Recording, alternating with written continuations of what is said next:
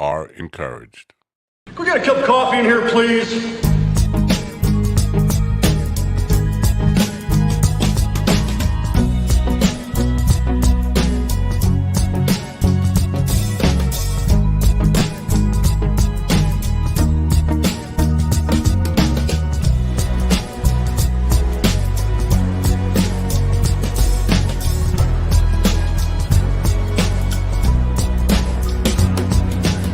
Damn good coffee and hot. Yes, yes. I said yes. I don't like when that screen hangs up like that.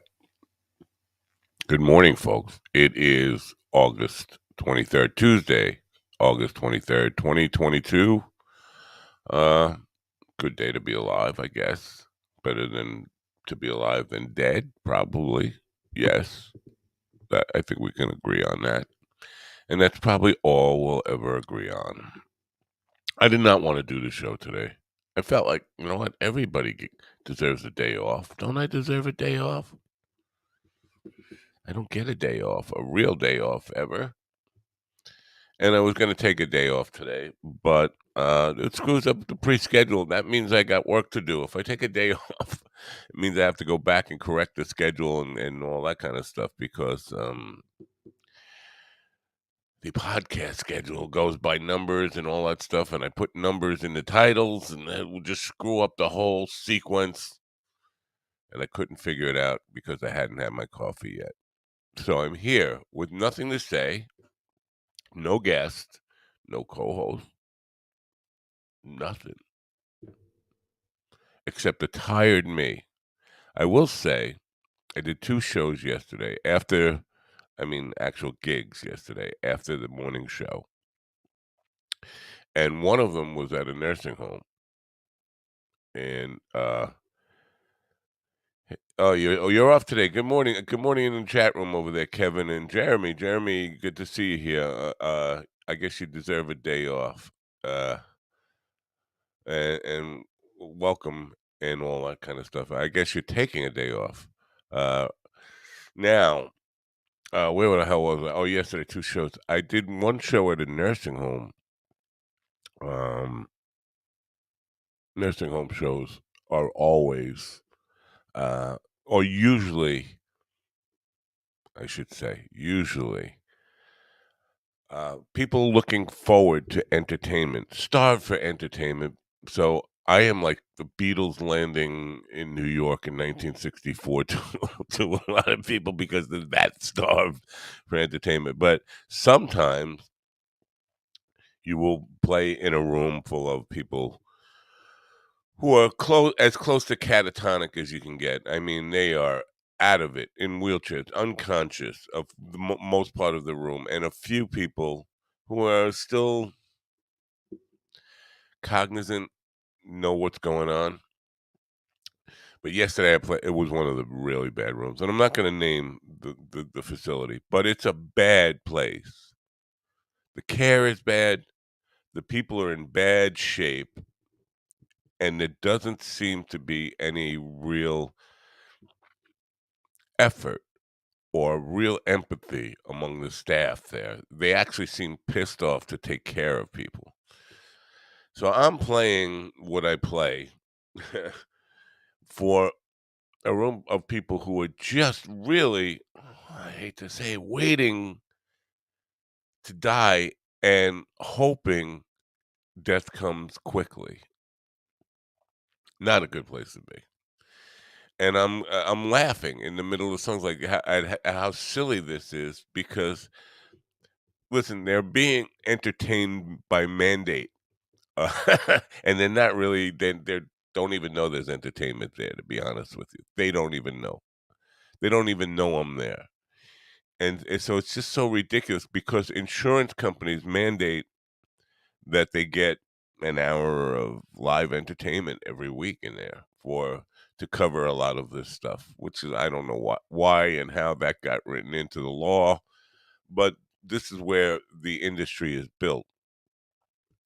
And so they mandate that they get all this care now, get entertainment now. The care in this facility, this particular facility, sucked, sucked big time. So there's one lady who's not catatonic, but not far from it, and she's got a drink on the table, but she's in a wheelchair and she can't reach her drink. It's a glass of water, not even a glass of water, a styrofoam cup of water, and she's thirsty, and all she wants is that drink, and she's reaching for it, and you can see the frustration from in her.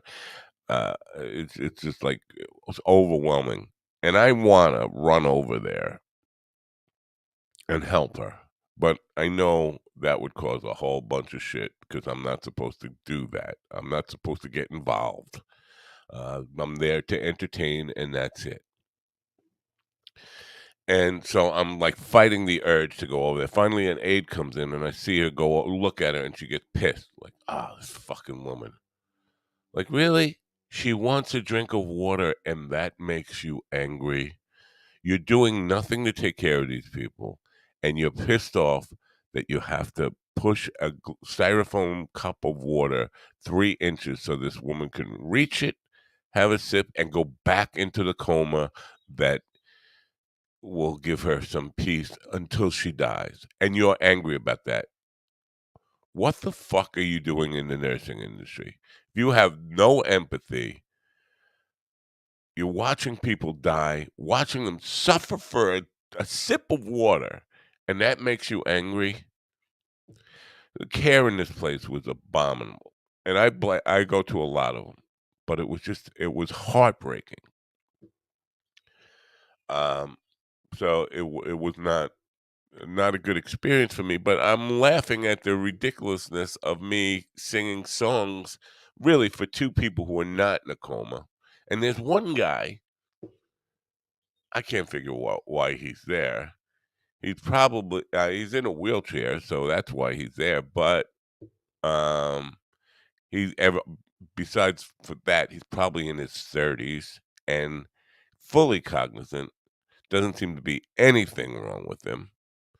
Other than being in the obviously, he's disabled and in a wheelchair, but I mean, he can live a full life. He's not near death. This is a terrible place for a guy like that, and he's asking me to play Metallica and, Faith No More, and I'm like, "Are you?" First of all, I don't play that stuff, but look around. It's ridiculous enough that I'm playing Frank Sinatra for people who in a coma. You think I should be playing Metallica for people in a coma? Now he's on his phone the whole time. He's in his 30s. He's a young man, and I'm thinking, how did he end up here? How does he end up in a place where everybody else is 80 or 90, completely live their lives are over, and it's somehow this is all his insurance will pay for. He should be in an assisted living program, not in a nursing home.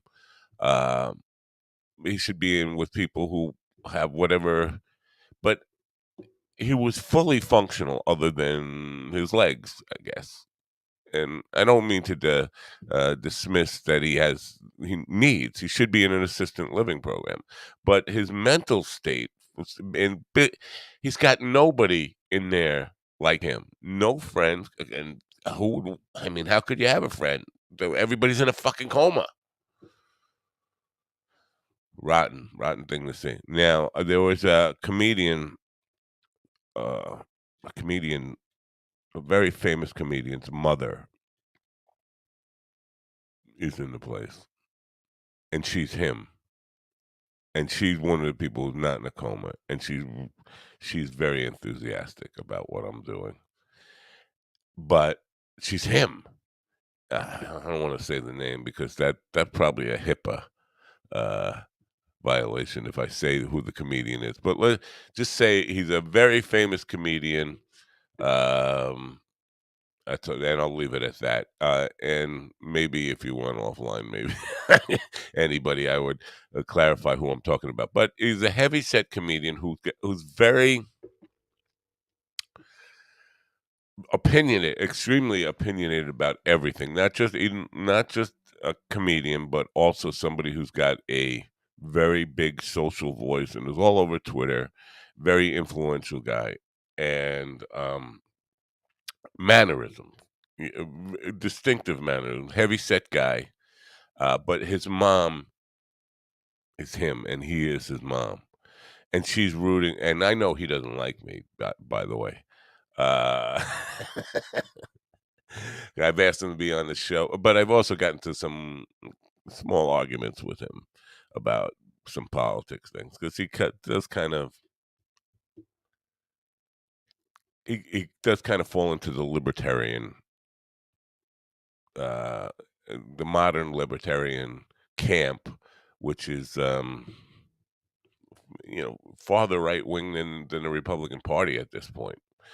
So I do get into some mild arguments with him on occasion. I have in the past. I don't anymore. I kind of muted him. Uh, but uh, yeah, smartass. I argue with people. You want to start an argument right here, right now? Come on, come on. But so I know he doesn't like me, and I know he's very, very. His personality is just like almost a caricature of himself. And his mother is him, and she's rooting on every song I do, and like getting his. Now I know he doesn't like his mother. Also, he doesn't like anybody in his family. He's one of these guys who is not even shy about saying how much. And he's rich, super rich, and his mother's in this fucking place. That's all I have to say. I don't care how much I didn't get along with, and listen, I did not get along with my mother towards the end of her life, but I wasn't gonna let her die in a place like that. She died here in my home. So it says a lot about says a lot about a person, about their humanity. And listen, I'm not just picking on this one guy, comedian, about how we are so uncomfortable with the people who brought us into this life and changed our diapers and put up with getting up at 2 o'clock in the morning when we cried and were hungry, that when it comes full circle and now they need their diaper changed. Now, admittedly, it's a lot easier to change a 15-pound baby diaper than a 200-pound adult diaper. Never fun. It's never fun. But we give up on people, man. And because now we're adults and we have lives to live. Hey, I don't want to. That's a really big inconvenience. I could have to miss the Met game to change this dope's diaper. So let's put him in a home. Let's forget about him, and then don't even check on the home and make sure the home is quality care. Fucking. So I'm bummed out by that experience. Really, really, like all those things going through my head about. Thank God I don't have I don't have the capability of ending up in a place like that because I won't have the any funds and anybody to put me in a place like that. I'll just rot away wherever I am. Um, I'll just die. I definitely won't end up in a place like that. I'll just die. And I think that's a better a better way out, to be honest with you. But very depressing thing. And then I went on to a corporate gig. I kind of touched on what corporate gigs I a little bit yesterday, but the ridiculousness of this thing, it was just so absurd. Um, First of all, it's a huge corporation, 30,000 people in this corporation, and with a sales force of probably, I'd say, well, the people in the auditorium, probably I'd say 1,200 to 1,500 people in an auditorium. And it's supposed to there's a like a TED not a TED Talk, but like a motivational speech by the sales director for an hour and a half that will follow me. And there's a guy who comes on for about 5 minutes before me, gives him a little welcome into the whole thing, uh, and then describes me as a uh, very successful singer-songwriter with hundreds of hits that they might recognize.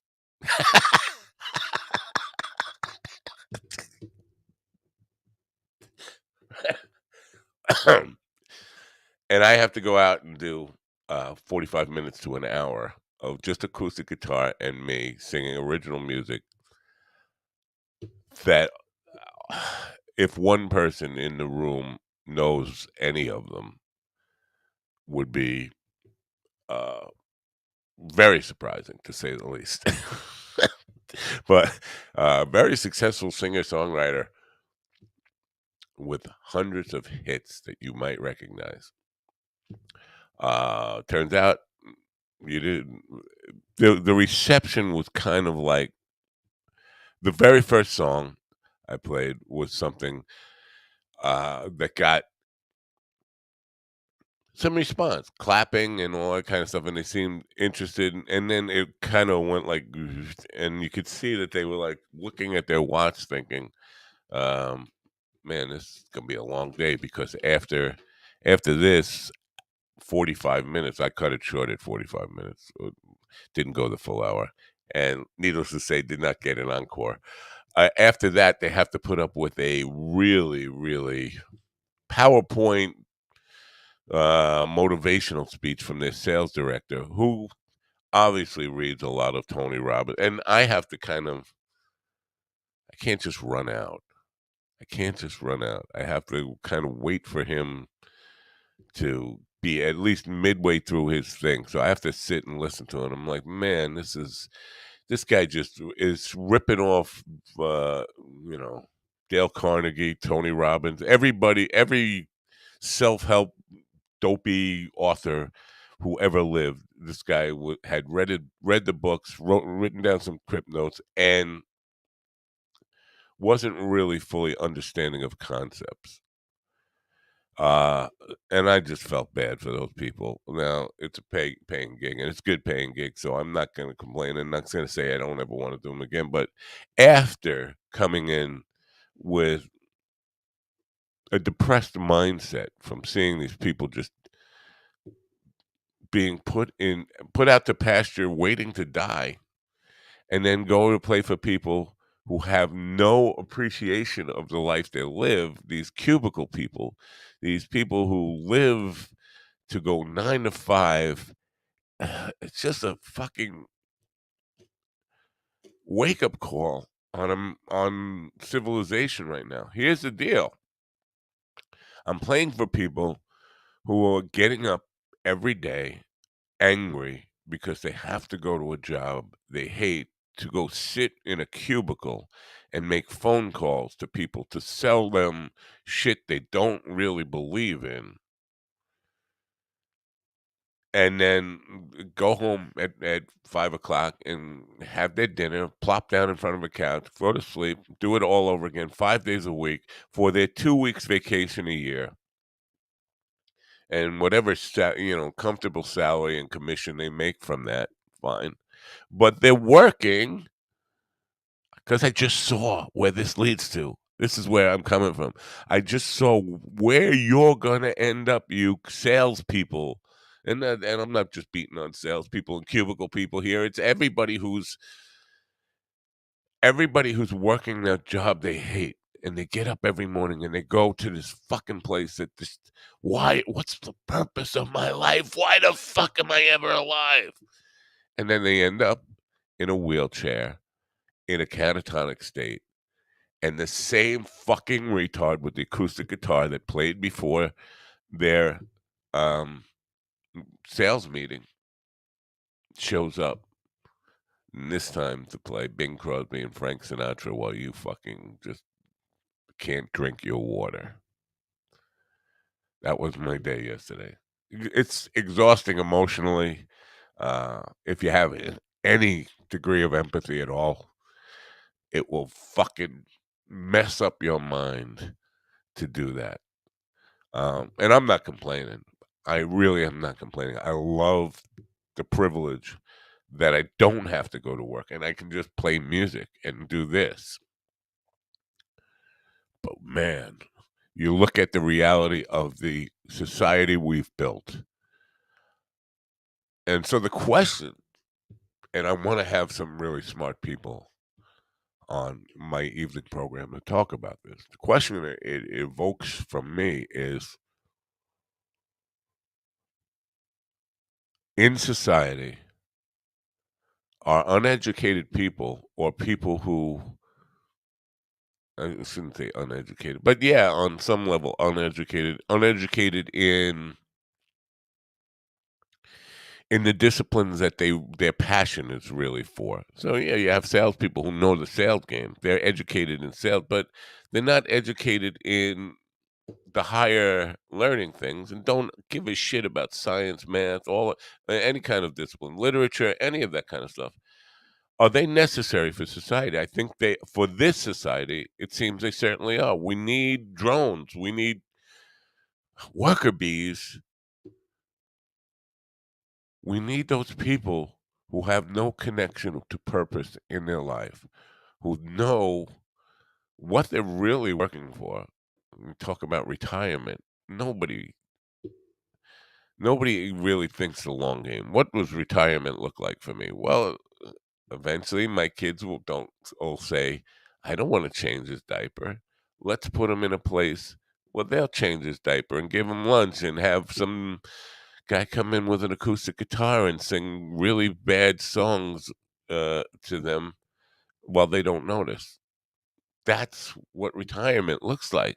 Now, we might have a few years of shuffleboard in Miami before that, but the end game, pretty much all the same. If you look around America, these facilities are everywhere. I have unlimited opportunity. I could be doing 5 of those places every single day and not run out of opportunity for 'em. It's, uh it's really, I don't know. Is it sad? Yes, it's sad.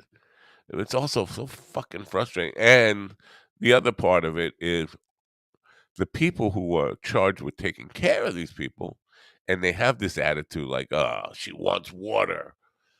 Goddamn woman wants water." Those people don't realize that sooner or later. I mean, God, look right in front of you. That's gonna be you someday, you fucking arrogant bitch. You're gonna want water. You want that young person who took the job for their $15 an hour, whatever the fuck they get. You want them mad at you for wanting a sip of water at the end of your life. What am I saying here? I'm saying here, live, man. Live, people, live. I want you to, if you're within the sound of my voice right now, I want you to go open your window, stick your head out the window and say, eh. Or you could decide to do what you want with your life. You can decide right now that your life has meaning and purpose, and you're going to do something that fills your soul, fills your spirit, because you don't have long. Listen, I'm 63 years old a week from today. Odds are I got 10 years at best. Now, maybe I'll exceed that, but, you know, statistically speaking, 10 years at best. Most of my friends are dead. I'm not going to just settle for somebody else's rules of how I'm supposed to live in a society that says you're not Einstein, you're not important enough for the world to really care about what you do, and your life means nothing. So basically, here's the plan for you. Jello until you can't digest it anymore. Depends a wake up, shit, eat existence, put in a wheelchair, wheeled out to a room where a untalented asshole is going to come in and sing for you for an hour once a week. Some television, maybe, and that's the life, and we're just gonna wait for you to die. Though that's what society has in plan for you right now. Now you have the option to say, "No, thank you. I'll rather die falling off a mountain. I'd rather die getting hit by a bus. I'd rather die, having a coma from doing too much drugs." I would. Difficult thing for me to say, 'cause I've known many people who have. But, you have a choice in life. You have a choi Do you wanna end up in the nursing home like that? And, uh, you know, the image of the comedian's mother screaming at me, I'm just thinking, "That's him. That's fucking him." He's like she's, like, channeling his angst towards me from the Twitter fights we've had. But she was a fan.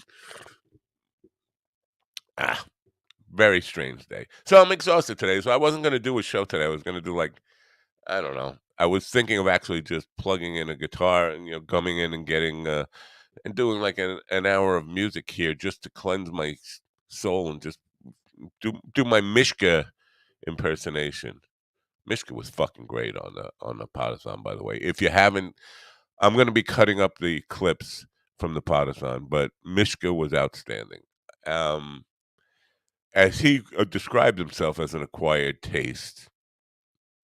Hey, listen, if you love Tom Waits, if you love Bob Dylan, if you love any like real, authentic, folky, jazzy, um, poet laureate, troubadour, you will love Mishka. And because he's authentic, he's real. His music is absolutely, there's nothing phony about it. And so I'll be cutting up those clips later today and sharing them. I urge you to check them out, and maybe you'll find some meaning in any of it, and if not, you'll just enjoy the music. But um, big message here, I guess, is just live, just do what you want to do. Say whatever society is telling you you should be doing. Fuck them. They're not you. They don't own your life. You own your life. That's my rant for this morning. Thank you for coming to my TED Talk. Um, I'm gonna check in the chat room. Kevin was with us. I don't know if he still is, but I'm gonna go down. And Kevin and Jeremy, I said good morning to Budsy. Budsy has got lots of opinions himself. Um, um, I'm just reading through some of the comments here. Class starts August 31st, off till then. So yeah, that's Wednesday. Next Wednesday is August 31st. Um, is there any way you can drop an anonymous tip about substandard care at the facility? Yeah, no, there definitely is, and I was thinking about that, about going onto the New York State uh, website and putting in. Uh, and I can also, you know what? Forget about anonymous. I can just call the administrator and say, "What the fuck are you allowing in your facility? The level of care." And even tell them, "Well, I'm the kinda asshole who will rat you out to the state," because there is, the Board of Health in New York will definitely go in and do an investigation, and they do. This is the problem. How could the state board go in there and do periodic, they do it every, like, 6 weeks or something in these facilities. How could they go in there and not see what I saw? I mean, the people sitting in their own fucking shit. And I don't hate to be vulgar, but I am vulgar. But I mean, how could the state board not see what I saw? But I will rat them out. I definitely will rat. I'm going to start with a phone call to the administrator and say, "You don't want to have me back there again." And uh, but they kind of mandated to have somebody like me back there. But you don't want me back there. if the and seeing what I saw yesterday, because what's going to happen is you're going to be shut down. You're going to lose your license because that can't go on. So yes, forget about anonymous. I don't give a shit about anonymous. What do I got to lose? Makes you want to die young if other options. Yeah, exactly. It makes you either want. Uh, so it's Tim Dillon then. I did not say that. Just a guess. I'm not saying that's a good guess. Many other cultures do multi-generational homes have it, right? I agree. Yeah. I'm just laughing at what I did not say. It takes me a while. I good morning, Dean. Um, Morning, Dean. How you doing? Everybody's saying good morning to each other. Morning, morning, morning. Kevin's got the most to say here. There's normally a conservative homesteaded guy who just had his realization about life and young generation not having any of it and finally agrees with them. Watched his YouTube channel for good info, but disagreed with most of his opinions. But he has an epiphany of young people not selling their life for living wages and destroying bodies working trades. Yeah, blah, blah, blah, blah, blah, blah, blah. He looks around at all people he looked up who worked like that for corpse and all their broken bodies destroyed, and for what? Not even a good life. Exactly. Uh, Jeremy said he's mad as hell. I said stick your head out the window and go, eh. Um, Carl Mann, well, he's here. He can talk for himself. Good morning, Carl. Good morning. I did want to say that I have been and I know this is hard for you to hear, but I have been neglectful in because every time I praise these fucking comedians and over the top praise, I'm sincere about it. But I definitely am, as hard as this might be to hear, I think you are as funny as any comedian alive, and I wanted to acknowledge that before. God knows could get hit by a truck today and never ever had a chance to say that to you. I wanted you to hear it directly from my lips. So, Well, I feel awkward, but thank you. now say something funny in response to that. Not be, Well, yeah, well, no. Listen, care homes. That's what they are. They're just little. We know what they are. We know what happens when we walk out the door and your family members in there. We know what happens. yeah. But it's just yeah. I went into. I used to live next door to one of my mail. This was years ago. My mail got sent there by accident, so I went in to get it. And I was in there 5 minutes and I hated it. There was an really old lady that was holding on to me, like, please, please get me out of here. I get that too. I've had guys ask me to help them escape. Not yesterday. I mean, I just went back and fucked her a few times. She was like 87. Yeah. But no, it's wild. I also worked in mental health care, and that's not quite the same, but yeah, most staff don't give a shit because they're underpaid, they're overworked, and people don't stay. People don't stick around, and even the people that do stay for years in that as a career, they get kind of institutionalized as well, and it becomes it's like a prison. Listen to what's insane. Now this is a total miss of the entire point. Now it's like I get it. He's thinking up here on everything, but this is not up here. This is right here. It's right fucking here, buddy.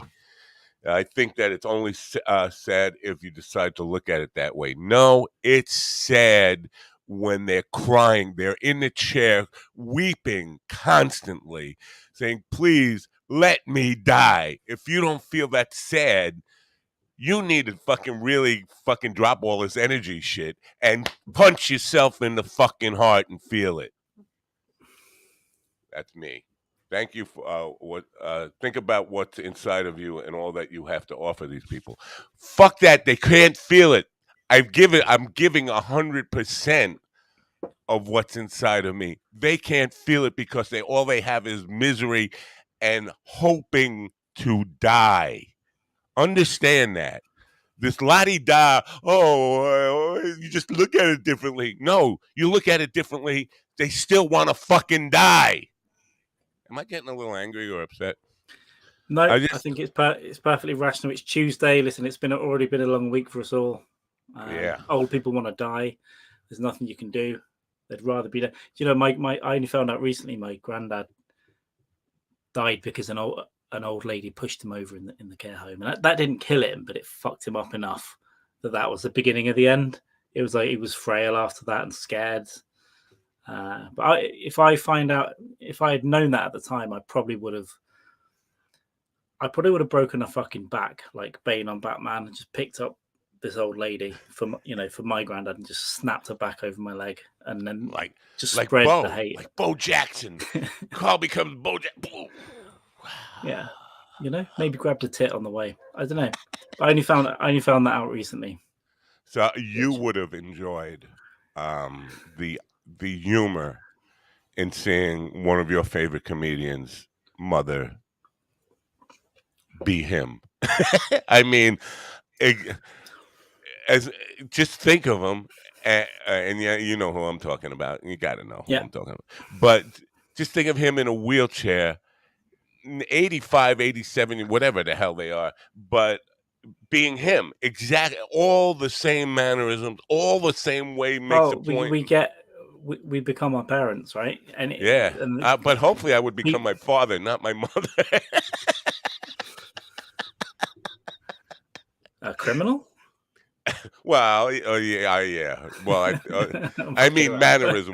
mannerism wise. I Yeah. mean, just I was like, holy fuck! It's like Yeah, just everyone you like is created somewhere. They grew up in most good comics grew up in damaged households and with fucking craziness around them. So yeah, they're gonna have the same mannerisms. I notice myself being my dad sometimes. Listen, I don't beat the neighbors up and drink half a bottle of whiskey. I don't do that, but I think about it. me too. I think Think about it about all the time. But then and then going to the corporate gig and seeing it hit me on stage, and then I start laughing in the middle of my songs, and people like, well, that's really inappropriate laughter. Like, why is this guy laughing? But I'm looking at people who don't realize that I just saw them 40 years from now. I saw where they're headed. It's like, you see people driving towards a cliff, and they don't know there's a cliff there, and you just see them going by and you're like but you're speeding towards. I seen the train wreck you're speeding towards, and it's not good. Maybe you want to slow down because they're laughing as they go by, and woo. It's Those are the thoughts I'm having while I'm on stage trying to sing heartfelt. Listen, I think they was sold like Gordon Lightfoot, or some folk singer that they've heard the name at least and recognize the name, but they so got they were me. gi- so they were giving you they were giving you shit then, were they? No, Oh, no, okay, no, that's fair. no. They. I don't Listen, think they if it's were. tight, you've got to stand up to it because some of these people are going to be veterans, right? It's always time to stand up to veterans. They've all committed a war crime, right? Let's not keep praising them and giving them medals. You've beaten up a kid, you shot a 14-year-old girl in the face somewhere in Vietnam, you've cut her ears off. Now it's time for them to listen to you whilst being fed jelly and Yeah. not fed at the Yes. appropriate time. Someone's Yeah. standing on their head and they're in a documentary now. It's your fault. Right. Right. And then there's the one guy in there who's totally misplaced. He's 30. Let's say he's 37 years old. He's asking for Metallica and Faith No More. He's got a smartphone, and he's got no. His family must have put him there, obviously. I mean, or Oh, just he's a resident, so it's not yes, just old. It's not just old folk, is it? People whose brains are like pudding as well. yeah, Is it that? yeah. And Yeah. this guy has mentally, he's all there. The only thing that's not there is his legs. He's in a wheelchair, and I'm like, Oh, okay. dude, I didn't say this to him, but I'm thinking, dude, you belong in an assisted living program where there are at least some younger people like yourself who you could have community with, and maybe, in, I don't know, have a life with, enjoy some things. But to be everybody around you is already worm food. Just It spreads. It spreads as well, because I worked in a private place. It was basically apartments by that point. We took these people out of facilities and put them in apartments, and then we worked more or less one to one. But it spreads. Even me, I worked with a guy with OCD, and I by the end of the 3 years, I was it's 5:50, time to go and sit over here, 6 p.m. time for a bar. It started rubbing off on me. So in a place like that where everyone's fucking crazy and old, it spreads through the staff. It makes the residents mad. We had a guy that he spent his lifetime in care. He was 60 when I worked with him. He was put inside when he was 17 because he threw a frozen chicken through a window. That was it. And now he's got 50 years in a mental facility because he had no family that cared. It's like once he's in, that's it. And he started going, I think he picked up a lot of the OCD stuff and the other stuff. You know, he had a learning disability and all this stuff. But he picked up all the other stuff from living in a madhouse, like a literal madhouse. yeah. It's sad, but I mean, at least he had me to take care of him, though. I took him to Scotland. So Jeremy Langdale saying, "Get off the bed." For people who I'm sure most people, nobody gets that reference. Jeremy actually knew my father, and my father's last words to me were, "Get off the bed." I wasn't on the bed until he actually called me. We were all standing around his deathbed, and he said, "Matthew." I was like, "Oh, I can't hear him." "Yeah, Dad, what is it?" I went and sat down on the bed next to him, and he said, "Get off the bed." And then he died.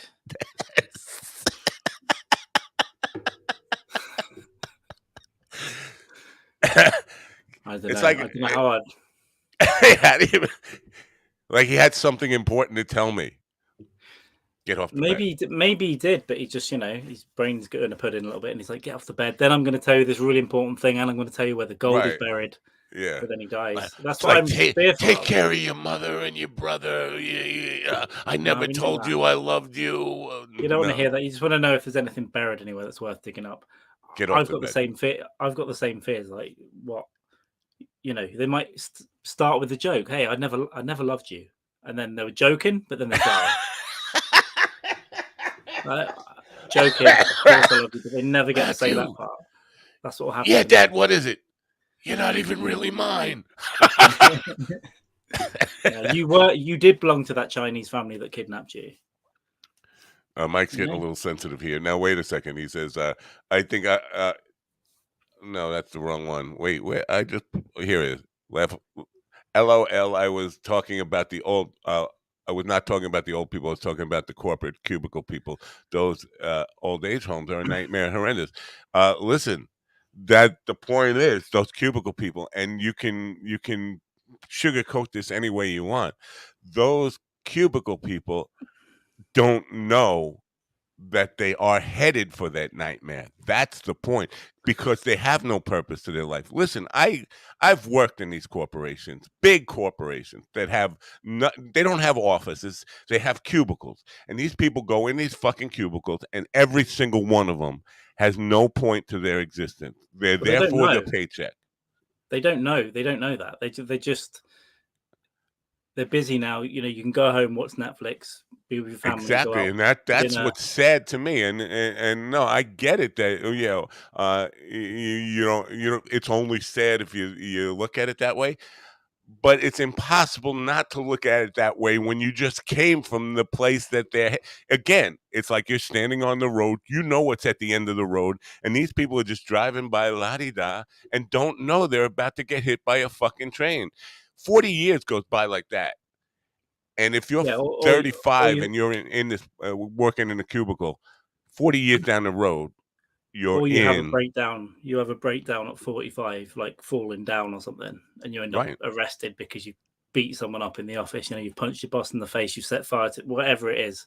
I've worked in offices, not quite cubically, but I've been in jobs where I've looked around me and think I can't be here, because at some point there's going to be a white tent outside, a forensic tent, and a chopper in the sky filming like an incident. Like, I just had Yeah. bizarre fantasies of just killing people around me, I guess. Yeah, and I've been the guy. I was lucky enough to have an office outside of cubicles, but I know all the people in the cubicles hated me and resented me for having that office. Well, look, like the office is at least you have windows, you have you can make phone calls to people, you can whatever, you can have some sense of individual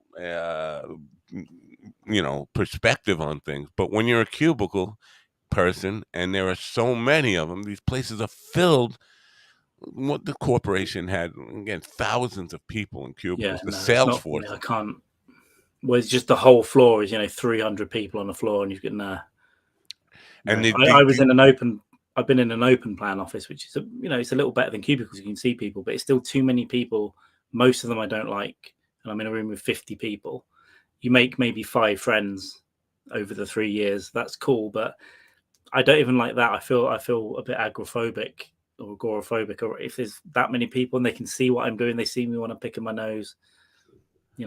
Yeah, Jeremy says a door. A door is important. Like even on the cubicle, if they could find a way to make those cubicles even a little bit, Well, but just even pods, like then, Japanese pods that you sleep in. You could just make those to work in, yeah, and I think people are even selling them though. Like people are selling like an office, a soundproof booth for your house or whatever that costs a couple of grand, and it's just like a little phone box with a desk and a PC. You could just fill a skyscraper with those, and you'll be in your little pods. In fact, I think that's probably what will come in 15 years' time. If people go into office, you'll get more and more people in the building. yeah. And You even need if your pod. even if you make that really feel a little more comfortable for people, maybe that will help. But at the bottom of it is this is not what I wanted to do with my life. Every day I talk to people. Like yesterday, David Sutton, he's a political science major. And what are you going to do with that degree next year when you graduate? He's working at being a comedian right now, but he's got this kind of degree. Like, what's the job? He's not thinking about that. And when you don't think about that, you end up in a cubicle. And say you do that cubicle in your 20s and 30s, yeah, go into that cubicle. It's good money, blah blah blah blah blah. But by the time you reach almost 40 and you start to have that midlife crisis, and we all do it, and I don't care where we have this moment of realization. It's like, what the fuck am I living for? What's the purpose of my life? To go to a fucking cubicle and make somebody else to make Elon Musk or Jeff Bezos or one of these guys more money while I just sustain myself, maybe working for a vacation every year. Maybe I get a nice car, a nice house. Little treats, just little treats to keep, little drops to keep you going. I mean, do I go home and shoot my wife in the face and drown my kids? Right, People genuinely get to that point, though, don't they? It's like, what is the fucking point? What have I worked for? What have I slaved for? And I'm earning this. And the worst thing places like that is politics, office politics. There's more politics there than like Washington. right. So everyone's playing their little game to slide up and fuck each other over as well. Now I'm the assistant manager.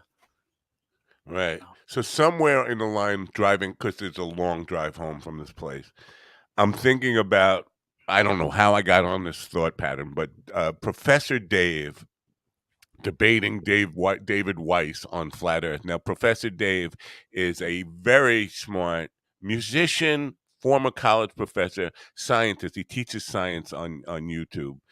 And he was debating David Weiss, who I had a debate with on flat earth stuff. But Professor Dave is adamant that,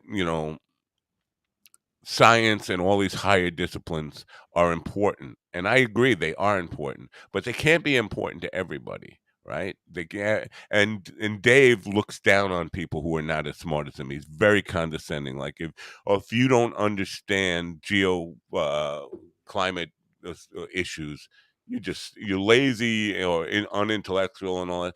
And so the question I want to get him on the evening program and discuss this idea of are uneducated people, cubicle people who are just like, they're not scientists, they're not mathematicians, they're not going to add to the greater human understanding as the higher disciplines. They're not going to add. Their purpose is to go to a job and become producers or salespeople in things.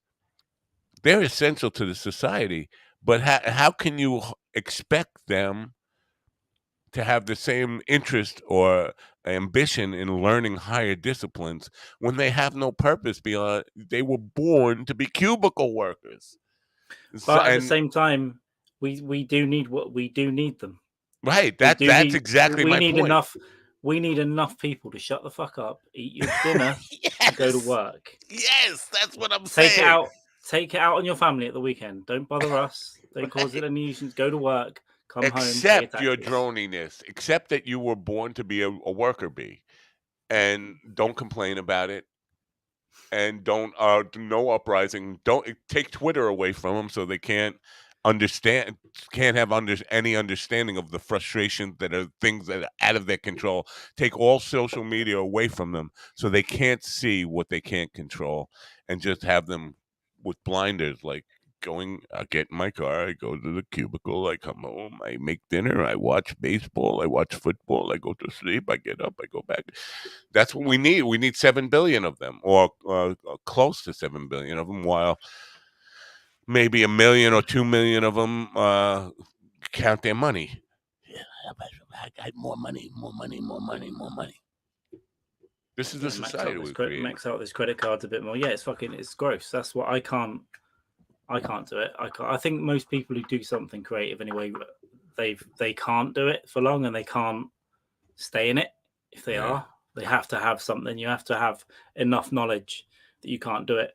When I went back to school, it was because I was working in a warehouse, stacking boxes and picking up orders, and getting some short little South African fat fuck shouting at me, "You've done this wrong." And I'm thinking, well, I'm definitely smarter than you are. Why am I working for you for minimum wage, killing myself physically for 10 hours a day? Yeah. That's what sent me back to at least get an education. And then after that, I've just, I'm just a homeless man at this point, but at This least I'm not Jamie doing that. Dykes guy, you know him? Sounds Welsh. With He that kind seems of to be attitude. preoccupied with this religious aspect of all this stuff. One way to piss Jamie off, I've figured out, is just start talking about anything that has to do with the possibility of a higher existence, a higher plane, even Yeah, a. I think deep down he loves God. I think that's what it is. He knows he loves I him. think he He was just needs probably to come raped by in. a priest. Do you think? I think he was probably raped by a priest. It would be a pretty cool story to have that, Yeah. I think. Well, why doesn't he tell us the story? He should come on and describe in great detail how the priest first told him, "Don't worry, it's just Eucharist. Stick out your tongue and close your eyes." And Yeah. then Jamie went, and then Hold this. before you knew it, it was like a fucking massive wiener in his mouth. And he was like, "Okay, now suck." Grabbed him by the ears. "Suck, bastard, suck, you little Welsh fuck." Oh, I'm sorry. I hope that. Yeah, I mean that sounds almost identical to how a priest rape would be. That's how I imagine it. Yes. I imagine it more gentle. You believe he just let me get away with saying that and didn't just pop in here to say, "Hey, fuck you, dog." I think he's eating. I think he's literally eating food. That's why he's not on. I'm gonna have to go soon, but All right. I'm gonna have yeah. to go soon too. I have to go check into the nursing home. Actually, I did a 6-month temp job in a great giant cubicle department. Everybody was sleeping with everyone. It was hookup central. Well, maybe. Listen, maybe it's not so bad. Okay, until all the problems. I've been in an Well, office, and it wasn't that kind of office, but I was in an office, and things happen. I had a young lady come in with a pair of my socks and throw them at my face in front of everyone, and then just walk out. And that I never said anything to anyone. One of my colleagues was in the office, just went, "Well, that was weird," and I just carried on working. That's office romance. Just shouldn't. well, all of a sudden, Dean must be changing his meds every day. We need more good people, and society could be different. That's the opposite of depressed Dean or angry Dean. I mean, Walden Pond is polluted. The rivers are dying up, and forests are burnt. Spaces for introspection won't be found unless there's a Yelp review. Jamie says that's exactly what happened several times. Good. All right, good. So, I guess the bottom line, the point I was making is, you could understand why I didn't want to do a show today. I just I need mental space to figure out You what need the to go down that beach and light up a big joint on that beach and just take a walk. That's what I suggest. I'm going to You know, do that. I'm going to do that. Hopefully, I won't see any there more we go. UFOs down there. Did you catch the part about where I saw I the I, UFO down there? I caught the end of it. I think was it yesterday or something you talked about that. Yes. Yeah, I caught It, the it end. it was a very real thing. It wasn't There we imagined. go. Um, but I don't think it was an alien thing. I think it was something to do with military. But who knows? Who knows what it was? But it was nothing. I've seen a lot of aircraft, seen a lot of weather balloons, I've seen a lot of blimps, I've seen all those kinds of things. This was nothing like anything I've ever seen before in the sky. So who knows? Who knows what it is? But being right across from a nuclear submarine base, probably Right, but no doubt. they're often seen around nuclear weapons and nuclear facilities all around Yeah, the world and the ocean. yeah. So you guys got a show today? No, Tuesday. Tuesday. Tomorrow. Yeah, You actually, let. no. Oh, you. Today I forgot we're doing a last race today at 6 or 1 p.m. Eastern. We're gonna just talk about Princess Diana because it felt funny. I Now, saw why a did that headline come of a back into the tabloid. news? It was on a real shit tabloid in the UK, and I just walked into a store and saw the headline. It's on the front page. They were saying, "Oh, the car might have been clipped by spies by accident," and then they covered it up and all that kind of stuff. It's a very vague thing, but it sent me straight back down the rabbit hole. So we're just going to go and talk about that for an hour today. Just have some fun. And what else? Um, Just that? what do you mean?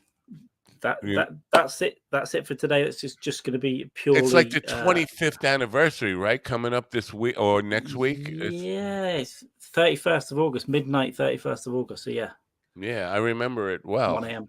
I remember because my birthday is the 30th. My father's birthday is the first. So right in there, it was always like it's an aware time for me. So I remember.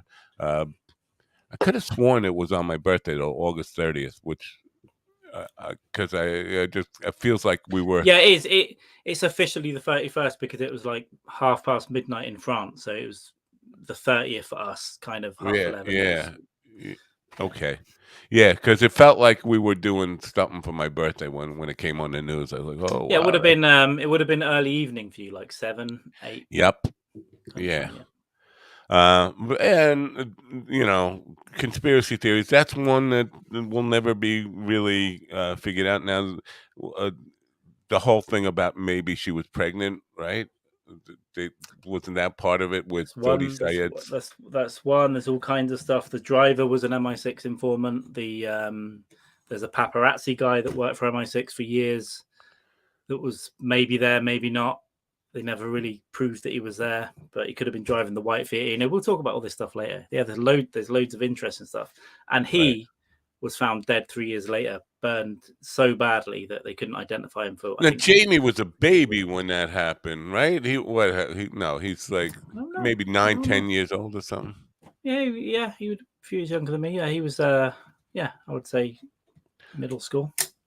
Yeah. So it's I don't know.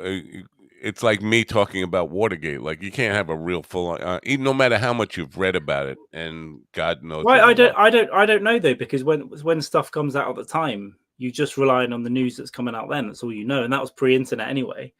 You're only getting what the mainstream media is telling you, and it turns out that most of it was fucking lies that was just coming out. That the driver was drunk, that they were going 120 miles an hour, and all this.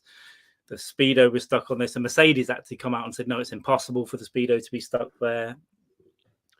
Yeah, there was weird shit coming out all the time. Ted is asking. This is unusual because somebody wrote a comment on the Podathon stuff that I should not ask the cops about the bones in the yard. Why? Because if the cops wanted that story to go away, maybe I ought to let that story go away and not push them. It's probably not that they've covered it up. It's just there's probably, like you said, it could have been old bones, and they've got so much crime going on. I'm It's not a pretty priority. sure that's what it was. I did call the detective, but here's the thing: I called the detective who came to my house that day, but he's also the detective that solved the robbery in my house and got me my guitars back.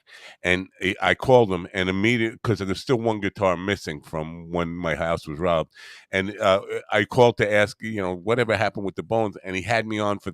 He went right into what? Oh, I'm still chasing down your guitar. We saw a bunch of Telecasters, but the serial numbers didn't match. Wow, And he was just like into this whole thing about, yeah, I remember you. I look for your guitar every time we go into a pawn shop. Or I was like, oh, that's but amazing. I never got to ask him about the bones because then he had Well, some. put Oh, in. listen, I gotta go. I gotta, I would just put in a FOIA, just put in a FOIA to the department and go, I want to know everything. Send me all the emails yeah, about this case and see what you can get out. I'm sure you'll get something out, something interesting. I do. Whether I do they've just think the packed it bones were. away or I think it was probably from the turn of the previous century that those yeah, and bones were there. if that's the case, they probably didn't even do any tests. Someone would have looked at it and gone, they're fucking old. Let's put Right. that in the medical waste and forget about it. Take a picture. Right. Yeah. And the guy who the house belonged to, his grandfather actually built the house, and it was a tiny little. It was a bachelor house, literally a one-bedroom house that the original family lived in with 7 people in a one-bedroom house at 1895 or whatever. So Could be who could be they those 7 people, could, yeah, right, or they could right? be, his kids as the kids died, just throw 'em in It a could be fucking like one of dungeon. those. There was an episode of the X Files with some weird inbred family, and the mother was on a trolley under the bed. She couldn't move, and all the kids were like almost like Neanderthal things. Right, Could be like a family like that, like a really weird. They never left the house. If you go over the fence, it's just an alien world out there. There's a Swedish movie called Dogtooth where they convince the whole family that their house is the entire world, and if you go over the fence, dogs are with these weird alien things that will kill you, and it just kept these kids institutionalized. The house is the world, so it could be something like that as well. do you have a Diana joke? Because Jamie said to ask you for one. No, we were talking about them the other day. So it was weird because they would go around then before even mobile phones, right? A few people had phones, but it was word of mouth. You just hear them at school or wherever. So it's just stupid stuff like did you hear Diana died on the radio, and the steering wheel and the dashboard, stupid stuff.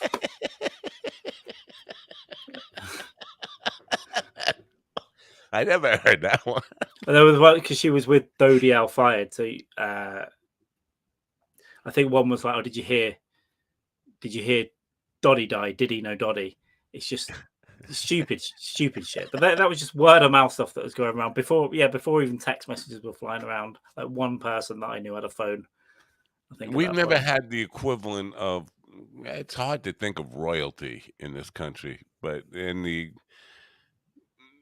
esteem that people have for those guys. I mean, now we have Well, it, cult of well, it, presidents, but for us, it's been dwindling for like 100 years, the esteem. But still, my parents' generation with still love it. They're you, flag but not wavers. They not love with it. the elites. Because when I was in the hair and beauty industry, all the hairdressers are money people, blue bloods from England. Not all of them, some of France and whatever, but a lot of English, high upper class English people, and they just Yeah, there's an element. Of, yeah. I mean, the older generation now still love them.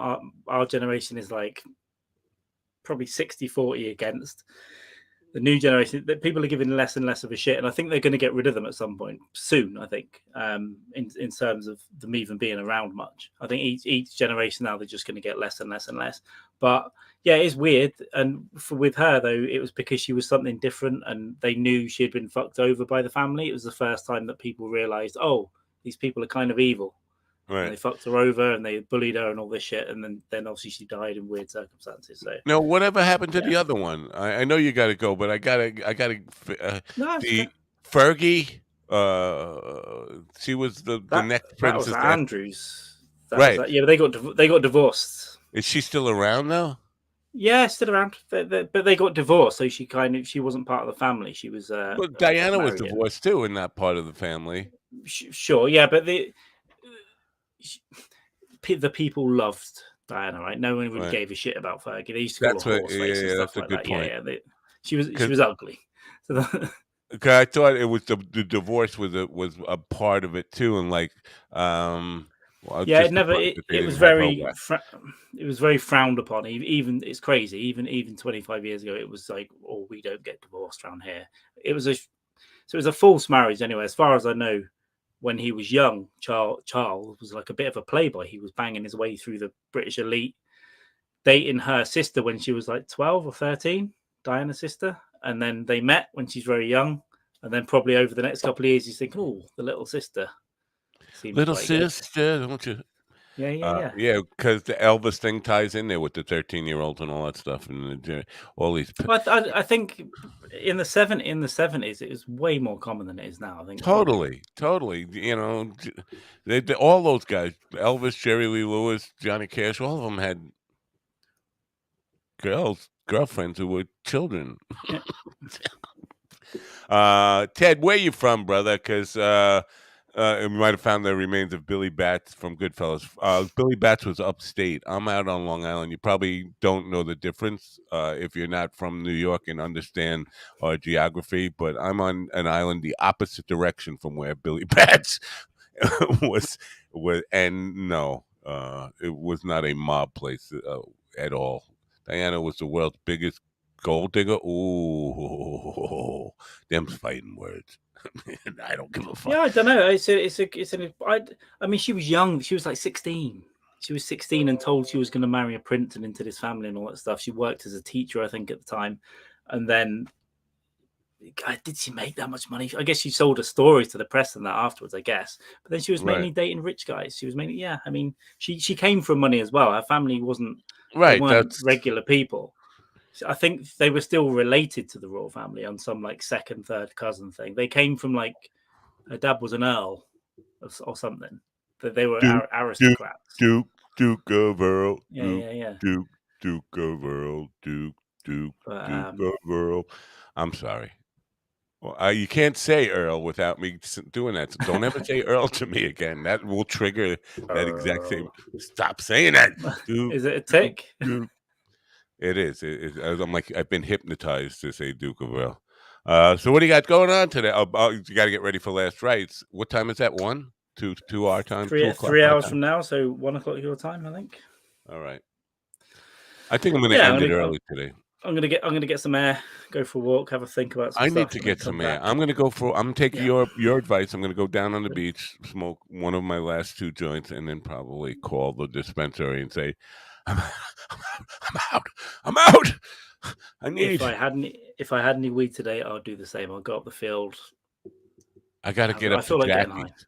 I gotta get up to Jackie. Jackie's like a 2.5 hour ride, even though it's on Long Island, because it's just such a contorted ride to get there You'll where get he there lives. today No, I don't, but if I get to Jackie's, I won't have to buy weed for like a month and a half. because he's Becau growing a lot, right? Yeah, and, it's yes, he grows a lot, and he's got a continuing drying harvest in his attic. I don't wanna get him robbed. If anybody's listening, you don't know where Jackie lives, don't rob his house, don't rob his weed. Uh, I think you can find out where he lives pretty easily. Just go down there, take him a Cuban sandwich or whatever shit you got over there. Yeah, and take a sack of weed that will it's last definitely you. worth a 2.5 hour drive Yeah, not to have to buy weed for the 6 weeks there or we up go. 2 months, yeah. And like you said, it's more interesting because it's just grown in someone's house. You don't know what it is. Just Yeah. see what this does. Yeah, Yeah, I never was a fan of anybody who grew like, it always had, like it's not the same, it's rank, you could tell it was homegrown, but his stuff was good enough that it matched commercial weed, and I was like, "Okay, you can grow real product." So now I'm inspired to try it, but it's not working out for me like I knew it wouldn't because I have a fucking brown thumb, and Mike Zim will probably say it's because the plants can sense my negative energy, right? probably. Yeah. Yeah. You got to go in there and talk. You got to go and talk to them every day and play music Yeah. for them Yeah. guys. Stroke the Maybe I should leaves. go play some songs for the plants and see how they react. they'll fucking drop dead immediately. They'll all turn brown and shrivel Yes, up. exactly, like you do to the old people. uh, well, I have been known to kill one or two with music.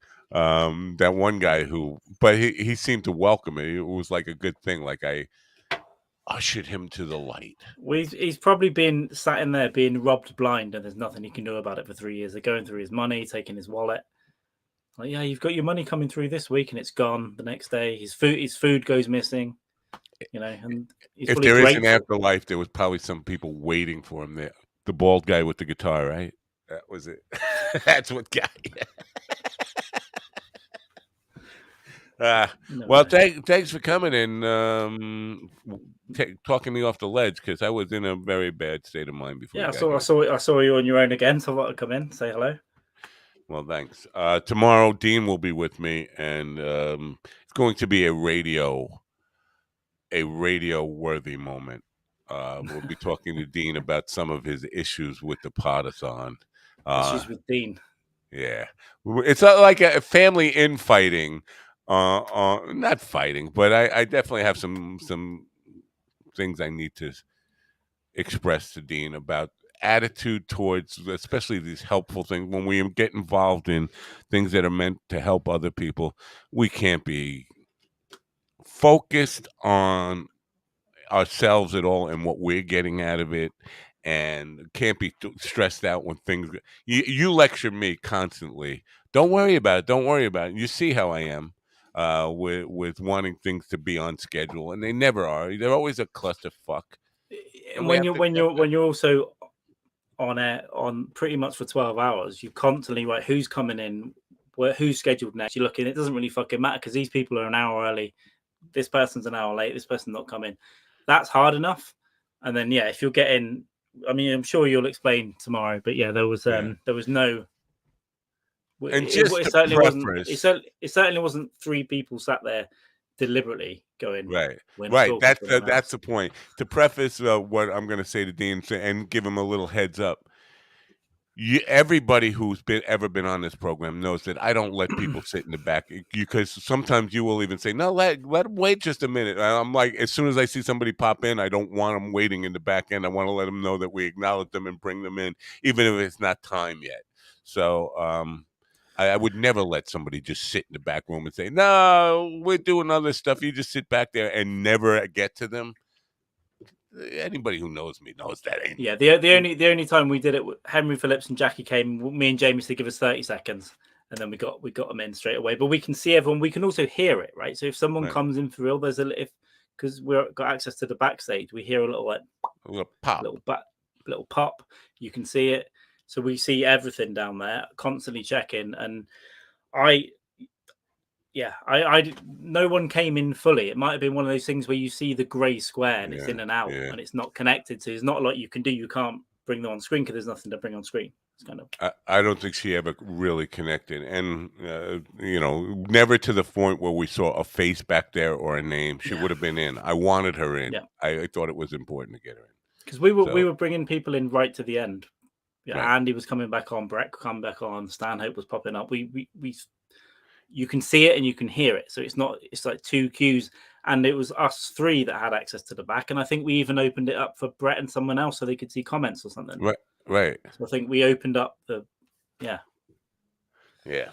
All right. Well, Yeah. thank you for coming. I'm going to get off the air Tomorrow. and let govs be govs. Let govs be govs. Hey, That's my new Govs. philosophy in life. Anyway, thanks, Don't Carl. call her Gov a Gov. No problem. See you later. I'll see you on Last Rights later. Bye. The fabulous Carl Mann. Thanks for coming today, everybody. Thanks for listening to me rant. Love to hear your feedback on all the crap I was talking about, nursing home facilities, and the fact that a lot of us are just working towards the end goal of ending up in one of those facilities. Not a happy thought, of course, but the happy thought comes with knowing you have the ability to say, fuck you, that's not going to be me. Fuck you, that's not going to be. I'm saying fuck you, that's not going to be me. I would rather call Dr. Kevorkian the minute they say, "Well, we're gonna put you in a home, dog." No, you're not. Uh, can I get in the car and we turn on the exhaust? Can we do because I'm not going out that way. And if I do go if somehow you see me getting put in one of those, I know this is gonna get me banned from YouTube. I'll just do whatever it takes to end it. End it. Just end the show. Like this, when you just say, "Thanks for coming. Have a great rest of your day, and no nursing homes for me. Turn on your radio. Bye for now."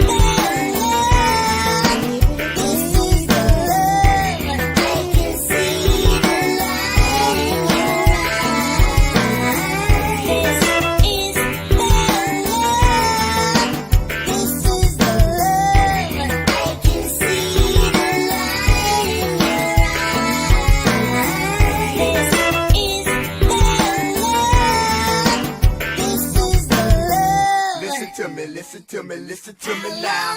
Listen to me, listen to me, listen to me now. Listen to